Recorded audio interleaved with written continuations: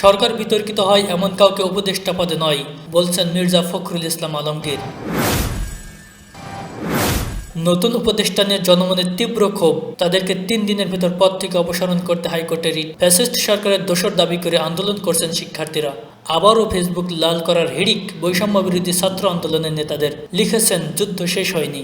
নতুন 2 উপদেষ্টা চলচ্চিত্র নির্মাতা মোস্তফা সরোয়ার ফারুকী ও আকিজ গ্রুপের ব্যবস্থাপনা পরিচালক শেখ বশির উদ্দিন। রাজনৈতিক ক্যারিয়ার ও কর্মকাণ্ড ঘিরে ব্যাপক আলোচনা সমালোচনা সৃষ্টি হয়েছে।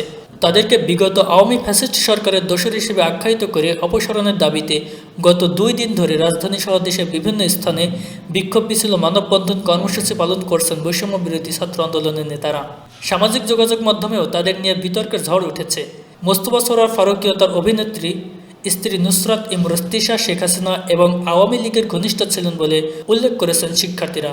একে আওয়ামী লীগ পুনর্বাসন হিসেবে বর্ণনা করেন। তারা অনেকেই শেখ হাসিনার সঙ্গে অভিনেত্রী তিশার হাস্যজ্জ্বল ছবিও সামাজিক যোগাযোগ মাধ্যমে পোস্ট করেন। শেখ মুজিবুর রহমানকে নিয়ে তৈরি করা ফিল্মে শেখ হাসিনার মায়ের চরিত্রে অভিনয় করেন তিশা। অন্যদিকে শেখ বশির উদ্দিন আওয়ামী লীগের সাবেক এমপি শেখ আফিল উদ্দিনের ভাই ও একটি মামলার আসামি, এমন তথ্য ছড়িয়ে পড়েছে সামাজিক যোগাযোগ মাধ্যমে। তার নাম সম্বলিত মামলার কাগজের ছবি ব্যাপকভাবে সামাজিক যোগাযোগ মাধ্যমে শেয়ার করা হচ্ছে।